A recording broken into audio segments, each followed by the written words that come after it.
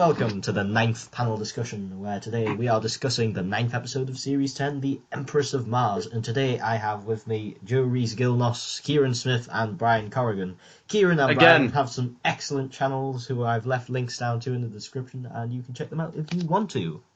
Thank you, babe. Well, I think Joe has one as well. Yeah, I'll leave a link to that one as well, if you want. Yeah, I'll send you the link at some point. I know the name of your channel, so I'll be able to get it. Well, no, you want to do my gaming channel. That's where the shit goes down. Okay, send me which one you want to shill. Okay. So, let's jump right into it. The Empress of Mars. What did you think of the Doctor, Bill, and Nardole in this episode? Who wants to go first? Brian, you go first. Oh, god damn it. Because you are in. Okay. Bill, the Doctor, and Nardole. Bill and the Doctor didn't really do much in it. Neither did Nardole. Nardole was barely in it. Yeah, but you have to remember this was like rewritten after Nardole had just been announced to be back in the series. He wasn't given. Mark Gatiss wasn't given much time. Oh. Anyway, so none of the main cast who are in every single episode did much in this story. It felt very much like a Davison story in that sense, where That's true, the Doctor and his companions have basically shit to do. They're kind of more or less incidental to the events going on. Yeah, it could have ended that way without the Doctor being there, really. Yeah, it was more or less resolved by the Victorian man. And what did you think then, Kieran? I don't know. I quite enjoyed it actually. I think it was the better story of like the past couple of weeks because I'm talking about in terms of like the Dr. Bill and Nardole, yeah. Oh, the Dr. Bill. Yeah, I agree with Brian. They didn't do much really. Same with Nardole. He wasn't even in it for that long. What is like about 2 minutes at the start and 2 minutes at the end. But I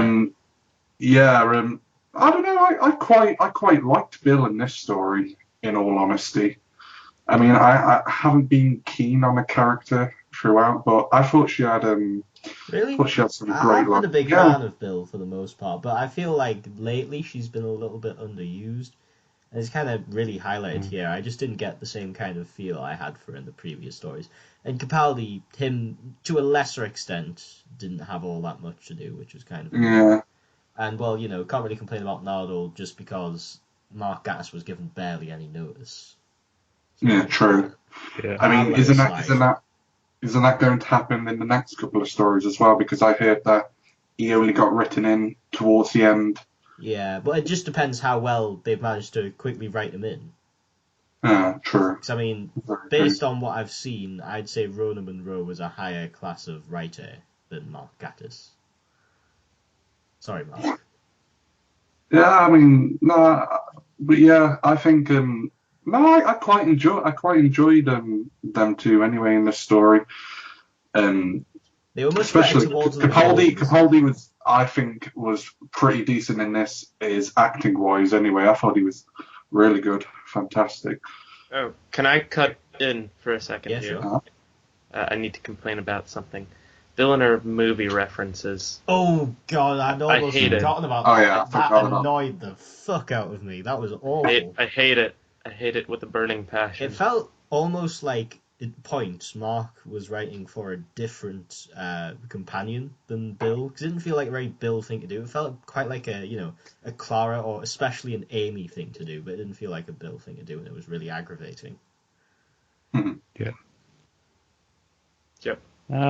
My opinion, there was like one bit in the story where the queen of the Ice Warriors, she was like, "You girl, I want your opinion." And at that point, I kind of just remember Bill was in the story. She made that little impact on me. And like, I think the one bit which I can remember before that bit of Bill is when she fell down the hole. And like, literally that was her only purpose in the story for me. At least that's how I felt. But her only purpose was to fall down a hole. Well, fall down so the the plot hole could be and then catalyzed. give her opinion to the queen. And that was it. Yeah, that was like. that is a good point, actually. That's really all she did. But the Doctor has basically towards the the same end, amount she of did stuff more. to do. Yeah, the Doctor. Yeah, I only think the so Doctor progresses the story less. I don't know. I think the story was focused on, like, at least I thought for a bit the story was going to be focused on that black British soldier, and then he just died off, and I was like, well, who am I? Who's like meant to be the focus on here? Well, you see, I didn't know. that's the issue of 45-minute stories. It's just not long enough. You can either focus Yeah. on one thing at the expense of others, or kind of half focus on everything and have everything be underdeveloped. The only time you can get a perfect balance is on really, really, really minimalist stories like Blink and Midnight. With anything beyond that, because this isn't even like, a huge expansive story. It's pretty confined, but even then it still really struggles in 45 minutes, and it's just not enough. And I actually read a very interesting interview with Chris Chibnall today, and it sounds like he's kind of hinting at reforming the format of the show. And please, oh please, oh please, make stories longer than 45 minutes, because it's always been awful in New Who, but I'm especially seeing it this season just because most of the stories here actually have a lot of potential. They just don't have long enough to develop, and it's even more frustrating than when it was just crap stories that didn't develop enough. I'd really like it if he just went to 2-part stories the entire season through. And do you remember with Chris Chibnall with Broadchurch, the reason why I managed to make that a success is because it was kind of like a running story week after week, and cliffhangers kept people talking about it. So maybe we could see a return to more of that style of Doctor Who, which I'd be all for. That could be very effective. I'm thinking more of a season 22 format for Chris Chibnall. That would work. I don't know. It really depends on how Chris Chibnall does it, because I know he's quite a different writer. But we'll see. I don't want to speculate too much in this video. But based on so little evidence as well. Fair enough. Yeah, fair enough. But anyway, I think we'll move on to the Ice Warriors and the Ice Queen now. What did you think of them in this story? Go on, Brian. Oh, I'm going first again? Yeah, the Yanks always demand they go first, don't they? Christ almighty. Okay. The Ice Warriors were alright. They killed a couple people this time round. They turned people into tumbleweeds as well. Yeah, apparently that's how the sonic disruptors work now. It's about as sonic as the sonic screwdrivers became. Yeah, apparently they turn you into a mass of flesh. A tumbleweed of flesh, basically. Yeah. I guess the idea, bouncy balls as well. It looks comical. Is the idea that they break all your bones and stuff and liquefy it? That might be it, actually. Yeah, that's interesting. Yeah. That might be the reason. Or maybe it's just because it's really shit stylistic choice. It's one of the two. The skin suits, I guess, don't look real at all.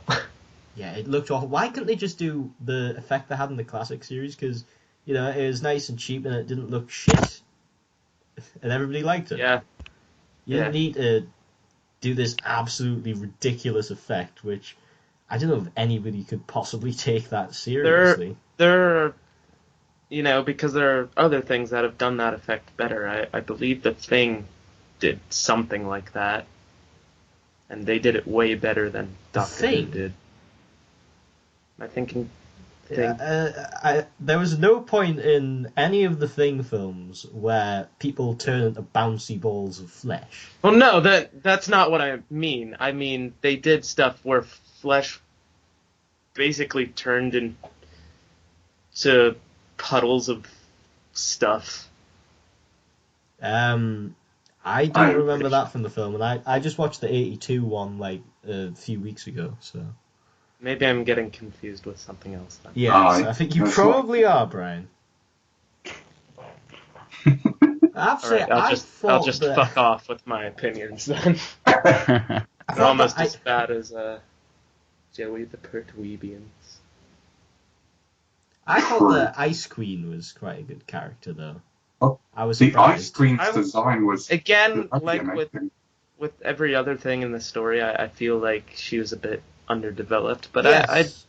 I'd definitely be interested in exploring her character more in another story. That's probably not going to happen, but oh well. But yeah, she was a very good character, which I was surprised at. I honestly just kind of expected it to be a bit generic, but good actor and decent writing considering the time frame. Isn't it the same actor who plays the Empress Ragnos, or am I mistaken? I have no idea. It sounded exactly like her. It probably Can't most bother to look it up. is. But I loved the design of the Empress. I was about to say Empress Ragnos there, of the Ice Queen. I thought she looks really good. And then I just like the Ice Queen. I thought it was a good story for Thingy. It's a change. Yeah. Like, As an ice warrior should be, she wasn't like really good nor evil. yeah. They may be violent, but they're also honourable. I think Mark Gatiss really succeeded in getting the Ice Warriors characters right, which that's always a good thing, especially as he kind of failed a bit dismally last time at getting the Ice Warriors right, in my opinion. I mean, it wasn't that bad, but it was just like coming out of the suit was absolutely ridiculous. What's your opinion on Friday? Yeah, I think that's the character, or what they called the Ice Warrior. Friday, I think it was. Thought that was a bit cringy name, in my personal He was opinion. okay, nothing really that special. It kind of reminded me of Victory of the Daleks in the sense that the Daleks were the servants and the Ice Warrior was a servant, if you know what I mean. That's but absolute there's blasphemy, Kieran, because the servant came from Power of the Daleks first. Victory of the Daleks is it basically rips bits of Power of the Daleks off and sticks it to itself and parades around as a stupid... It's dumb. I hate Victory of the Daleks. But would you care for some tea? That's like the greatest Dalek line ever. It's not, though. I prefer when they're saying, "Here is your liquid." And, that seems much more like a Dalek line to me. I am your I am your servant. servant. Yeah. Very kinky, my dear.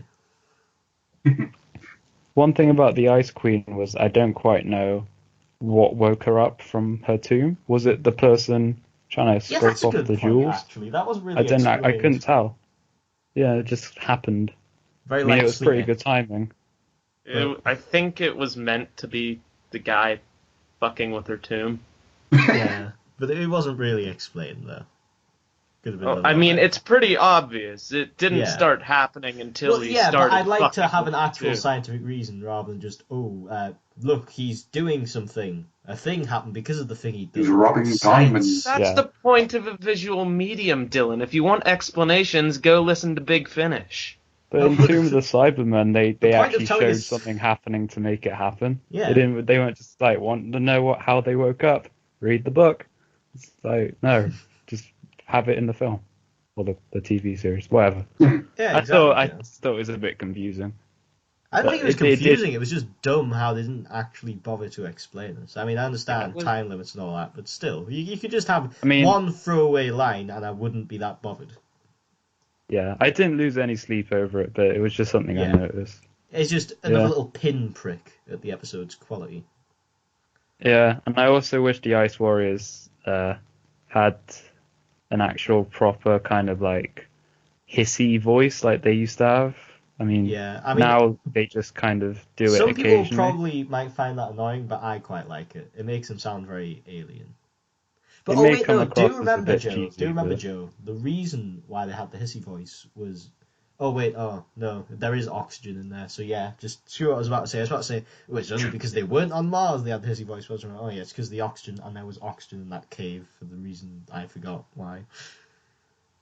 What reason? That's why. Exactly. I don't think they even explained that. No, they did explain that. I just didn't hear the explanation because the room was quite busy when I was watching it. Oh, I heard the explanation. I just didn't give enough of a shit to remember it.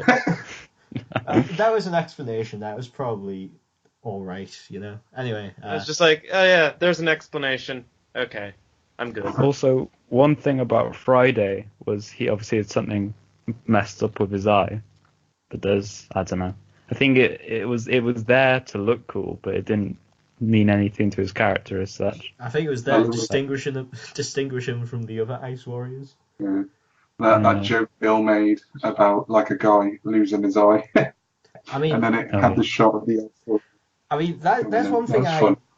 even though I think it was just by accident rather than design, that I liked about the classic Ice Warriors is they all looked very different from each other. It all looked very organic. Whereas they just look identical in this one. And I think it's just, they have much more of a character to them, the costumes, when they're a bit different and a bit wonky. You know, it looks like an actual race of warriors who, you know, have their own individual army. Yep. Anyway, I think we should probably move on to the Victorians now. What did you think of them in this story? Am I going first again? Yeah. Yes. The Yanks always go first. You're going first for everything, Brian. Victorians were alright. Again, because it's only 45 minutes, we don't get enough time to be with a lot of the lovable ones, like the black guy and the guy who was almost executed that one time. See, there's so little development with the characters in this story that I can't even remember their names. Yeah, properly. I've literally forgotten as well. It's like I like the characters, and I would have liked to see more of them, but there isn't enough room. There's just not enough room for proper development. I mean, the guy who gets hanged, he does get a decent development arc, I suppose. It's just it would have been better if he'd had more. If that had more time to develop, rather than it being done mostly through. I guess I'm sad about the fact that, you know, we had all this potential with possibly great characters, but their arcs were tiny and short-lived, so they're not as memorable as they could have been. Yeah, I did like the evil one. I forgot his name. Not like, you know, he was a kind of love to hate kind of person, but I just really enjoyed his performance. Definitely. It was very, you know, just nice and deliciously evil as well as a bit charming. The guy's performance was dead on. I really liked him. And it's just good to hear some nice posh British accents in Doctor Who again. I miss them. Yeah. You know, the second in command knew about, well, the evil person knew about the dude's desertion and how he got failed to be executed. Yeah.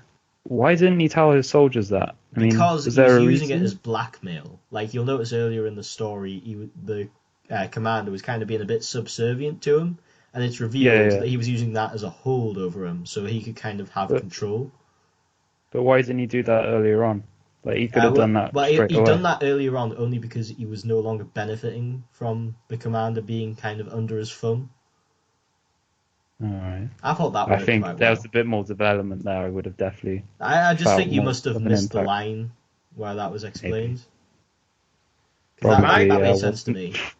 No, he does give a good point, because the actual commander who was almost executed does go off the rails and yell at the guy who's blackmailing him quite a few times before he actually does it. You'd think the bad guy would do it straight away. Sooner. Yeah. Well, you've got to remember that this has probably been going on for quite a few years, and he's probably like benefited a lot from it, but that was kind of just the breaking points that we saw then. Because obviously it's quite a unique situation to be faced with a lot of ice warriors. Yeah, I guess. But, I mean, one of the things was, I mean, I know it doesn't necessarily need to be explained, but why the redcoats? I mean, the only thing I could think of was, the redcoats on the red planet, and that was it. Like, it could have been any army. Could have been the Red Army. I mean, I don't think the Red Army wore uniforms quite like that. I'm pretty sure. No, I know. I don't think an expert in general, Victorian could have been era armies, but I'm pretty sure that's one costume some of them wore. Not the costume, uniform. Could have been any army. That's what I'm saying. I mean, it looks pretty Victorian to me, with like the hats and the crosses. I meant in general on the planet, any any army. The story could have been focused on any army. It's just I don't get why it had to be the British, apart from the fact it's a British Because show. the British are the best. at What the are you talking director. about, man? Are you not patriotic? No, but like I We've got a said, traitor the only here. connection I can make is Red Army, red coats. That's it. And maybe the You're going Empire to be put thing in as the Tower of London, sir. I feel This like is I'm kind of treason. the Yank here, and that I need to back off a bit. Even That the you have Yank your is more loyal to the homeland than you. I am. Everyone's livid right now. I was going to make a sarcastic joke about George Washington being in this episode, but I decided against it. Yeah. Oh well, I'll take my comment back then, Dylan. Good. I'll spare you the noose then, you rogue. Oof. Oh shit. Can I die an honorable death and like go to Mars? Well, I mean, I was just offering you freedom, but if you want to go die on Mars, it's fine by me. Right, okay, so finally, the last thing we're going to talk about before the next time trailer is Missy. She didn't have much of an appearance in this episode, but I thought it was still noteworthy enough to talk about, seeing as they're kind of building up to something. She was pointless. Absolutely pointless in the story. It could have worked without her. Well, I mean, no, I know why she's there, because they're trying to develop this thing about Missy turning good, but the problem is, it kind of came out of nowhere last episode with no explanation as to how it started, and she started crying over people that she killed with next to no catalyst for it, which just makes it feel forced. And to be honest, every time I've seen Missy this series, I've just got annoyed. Apart from the first time, because I was just like, ooh, what are they going to do? But so far it's just been forced and annoying, and just it's really tedious seeing her every episode, and just kind of sours it a bit for me. I mean, this story arc thing about her being good, you know what's going to happen in the end. She's going to be all like this, all good and stuff, and then in the end, she's just going to be a normal self. It's so predictable. But even if she isn't, there'll still be something to complain about, because the Master doesn't just turn good. No. Yeah, he's a cold, calculating bastard. I believe I said that last time. Yeah. It does make me think that if Nada wasn't planned to be in the story, would have Missy still been in it, in a sense? But yeah. I mean, there wouldn't really have been as much of a reason. I mean, I don't know what the original script would have looked like. I think it's just because I know that John Sim is going to come back in one episode or another. I know that the whole Missy plot isn't going to... maybe Missy won't even be in that story. But for now, it's like... Missy's just in it Missy until is in that story, I'm reckoning. I saw a leaked location picture where it's got what's presumably John Sim standing next to Missy, next to Capaldi. Yeah. It may be shock horror that she isn't the Master all along, and then she's the Rani, which would have made way more sense at the beginning. But no, you see, the thing I have with people who say that, Michelle Gomez, I think she could probably play a good Rani, but I don't think the character is anything like the Rani, the character of Missy. So yeah, if it turns out that it's the Rani, I'm gonna be even more pissed. Just basically whatever they do with Missy, short of just saying, right, she's gone now, celebrate, is going to annoy me, to be honest, because I'm just sick of her character and just annoyed how underdeveloped and forced in she's been. Yeah, I agree. But then she hasn't said anything too cringy yet, unlike the first thing she said. Joe. Oh, she's going to dab this season. Oh, no. Oh, yeah. She's going to fucking dab, Joe. How can you say she hasn't done anything cringy so far, knowing that's going to happen? Yeah, well, I said so far. Yeah. But we know that's going to happen, Joe. That's an indefensible. I don't know. Did they just stick it in the trailer to be like, "Hey kids, look at this"? No, they stuck it in the trailer to bloody well troll people like me. That's why he did it. Yeah. Calculating. It's like they're trying to do the trends that are going on. I mean, like, next thing you know, you're just going to see Missy with a fidget spinner. Baby John Sim, instead of the Toclevane, is going to be using fidget spinners. Take over the Killer fidget spinners. Although, to be fair, I can't imagine John Sim with fidget spinner, because he does seem like, a small child on lots of sugar. It does, yeah. Fucking John. Well, no, it does also seem like something the Doctor would have. Like he'd use it as like instead of a sonic Bugger screwdriver, off. it's No, you don't fidget Bugger off. screwdriver. The Doctor does not He use a has fidget fucking spinner, Joe. sunglasses. He has Yep. sunglasses that are sonic. Yeah, He well, can that's have a not fidget canon. spinner Series that's 9 is sonic. not canon. Nothing happens. Okay. If that's what it takes to get rid of the sonic sunglasses. Wouldn't It's it like just you're be the Disney worst of- trying to decide what should be canon and not in Star Wars, but instead it's Doctor Who. So that's not canon. It can't be. It's shit. Oh. Wouldn't it? But you can't get rid of Heaven Sent now. That is a masterpiece of the story. Wouldn't it be I'm the just kind worst? of half joking. It's basically just because I wish it wasn't canon, rather than me. I mean, I wish it don't wasn't like canon. Season 9. It's a shite. Yeah, season 9 was the worst. What would be worse than Series 9 would be the Doctor becoming trendy.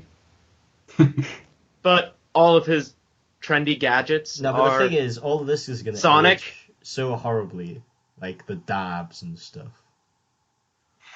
Clara, look at my Sonic dab. I hope. Clara, it's I my mean- Sonic fidget spinner. You remember Death in Heaven, Dark Water, where she voice controlled them Cybermen? I hope she doesn't do that with the Mondasian Cybermen and just start dabbing. I would literally... I would cry. Oh, Yeah. Mondasian Cybermen start dabbing. Oh no! Like if that happens, wow. I mean, it's going to make an entertaining panel discussion. At least that's the best thing I can say about it. It'll make a very, very entertaining review at the end of the year. But Wait, in the short term, I will be very pained. we could bring back the Mondasians eating Chinese food. Well, honestly, that's much less cringy than them dabbing. So. I mean, I remember when How someone that- how that would- predicted... Wait, what about dabbing while eating Chinese food? that's I a- remember someone predicted a Cyberman in the vault playing the piano with fucking China on top I mean, of that's the what started the whole Chinese Cybermen thing. That was back on the Knock Knock panel discussion.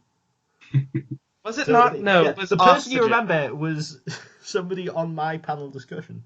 No, it was Knock Knock, because remember, he's like, some kids got killed, and there's like, do do do do do do do do do do do. Right, so let's move on to our final thoughts on the episode. If you'd like to give it a hold score out on. of 10. Alpha Centauri, though.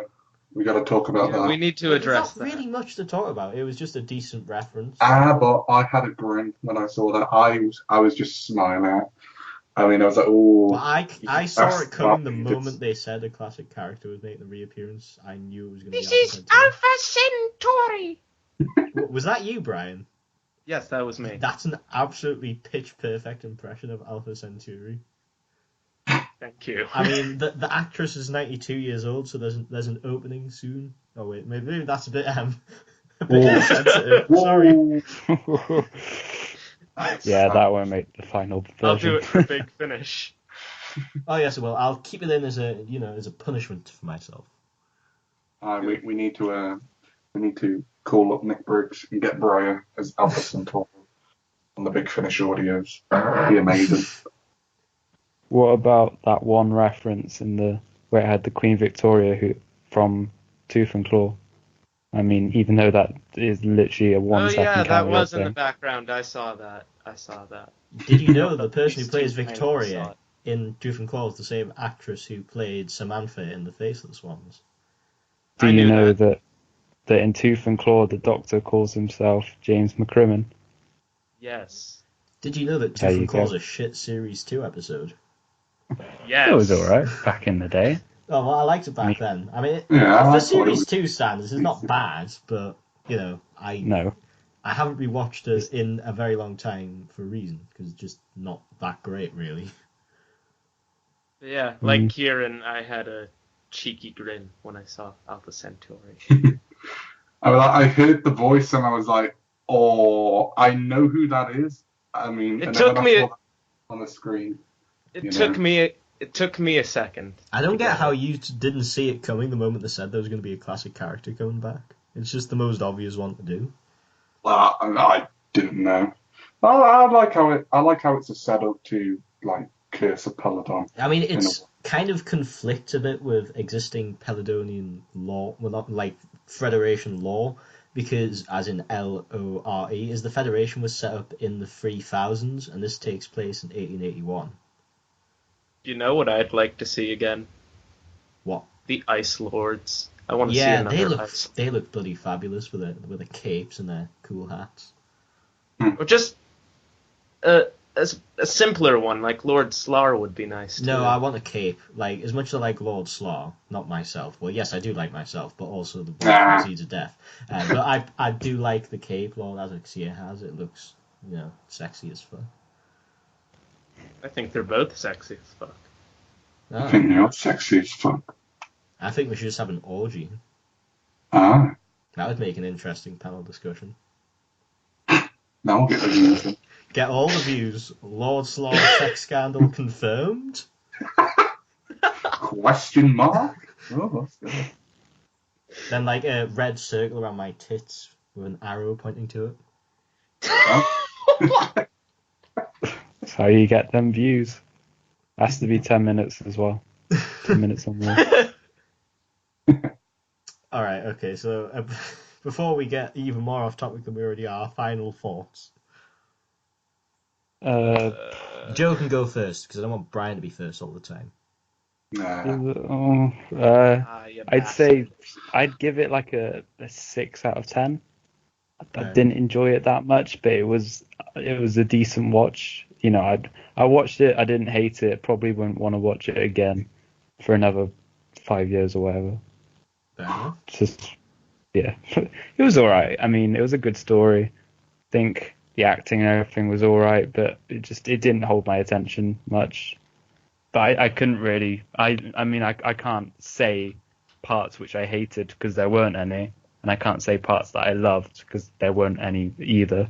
It was just a very mediocre experience to watch. Yeah, I absolutely agree. I would say the same thing.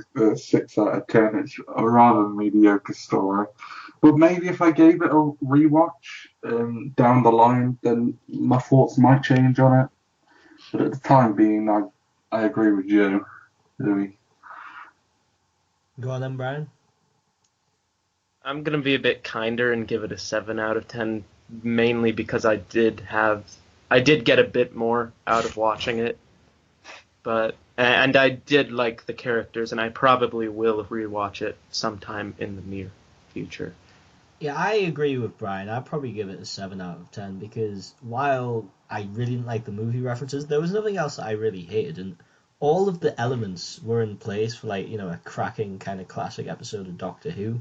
It was just the fact that everything went underdeveloped because of time, which is why it's a 7 out of 10 rather than, say, an 8 or a 9 out of 10.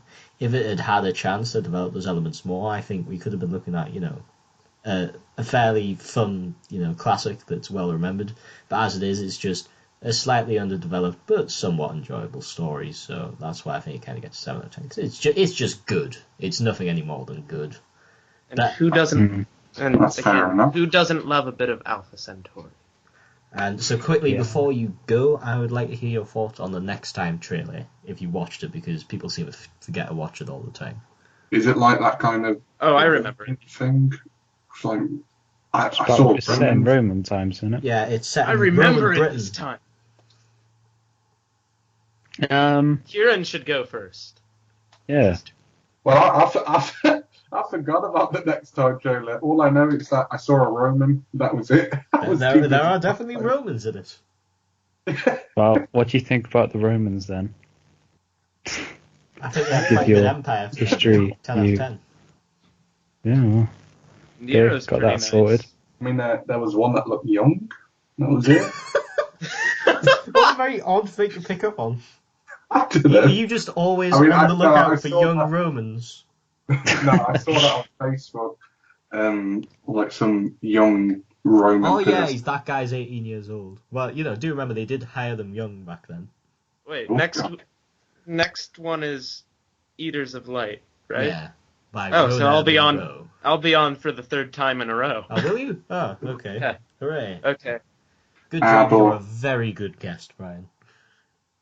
Yeah, but the best thing out of that after that episode was the sale, and that beneath set. Oh, I I got creamed. the beneath some I field creamed set. so much. I don't think it's on sale anymore, but goddamn, David Warner. I mean, I'm gonna listen to some more of him, but he could actually overtake Troughton as my favourite Doctor. I absolutely adore him. I know that might be blasphemy, but I just really like David Warner as the Doctor. But It's he's a much more complex character than with pretty much all the other Doctors, other than like maybe Hartnell. true. Should I But give I my still need to thoughts listen on? more. Should I give Yeah. my thoughts on the next time trailer now? Yes. No, you shouldn't. No, you shouldn't. We're just gonna end it here. There you go. Ah, Done. okay.